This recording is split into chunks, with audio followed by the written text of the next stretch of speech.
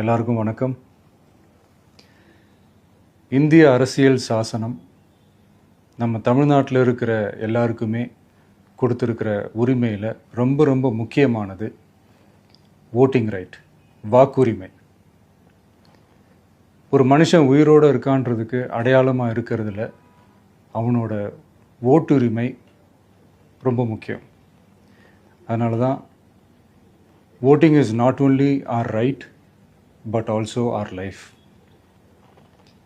ஒரு முக்கியமான விஷயத்தை பற்றி இப்போ நான் உங்ககிட்ட ஷேர் பண்ண போகிறேன்.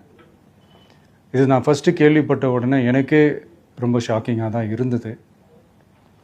இப்போ நான் பேசிகிட்டு இருக்கிற இந்த நேரத்தில் தமிழ்நாட்டில் இருக்கிற நம்ம யாருக்குமே ஓட்டு போடுற உரிமையே இல்லைன்னு சொன்னால் நம்புவீங்களா?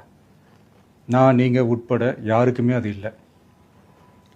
நான் பயமுறுத்துறேன்னு நினைக்காதீங்க, அதுதான் நிஜமும் கூட. கொஞ்சம் ஏமாந்தால் நம்மளை மாதிரியே இன்னும் லட்சக்கணக்கான பேருக்கும் இதே நிலைமை தான். ஓட்டு போடுற அந்த உரிமையே இல்லாத மாதிரி ஒரு நிலைமை வந்தாலும் வரலாம். இதுக்கு மெயின் ரீசன் அந்த எஸ்ஐஆர், ஸ்பெஷல் இன்டென்சிவ் ரிவிஷன், சிறப்பு தீவிர திருத்தம். இப்போது இந்த எஸ்ஐஆர் நம்ம தமிழ்நாட்டில் எப்படி ஒர்க் ஆக போகுது? கடந்த ஜனவரி மாதம் எடுத்த அந்த கணக்கெடுப்பில் 6,36,00,000 வாக்காளர்கள் நம்ம தமிழ்நாட்டில் இருக்கிறாங்க. ஆனால் அவங்க யாருக்குமே இந்த ஓட்டு போடுற உரிமையே இல்லை.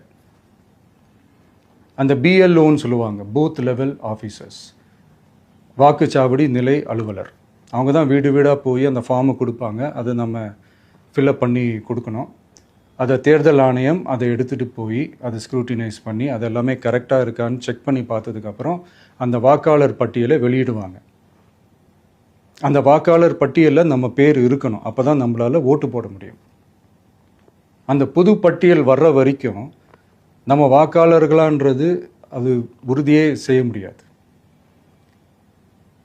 இன்கேஸ் அந்த புது பட்டியலில் நம்ம பேர் இல்லைன்னா அது ஒரு தனி ப்ராசஸ், அது ஒரு தனி ஃபார்ம், அது ஒரு தனி கிளைம்ன்ற மாதிரி அது ஒரு வேறு வேலை.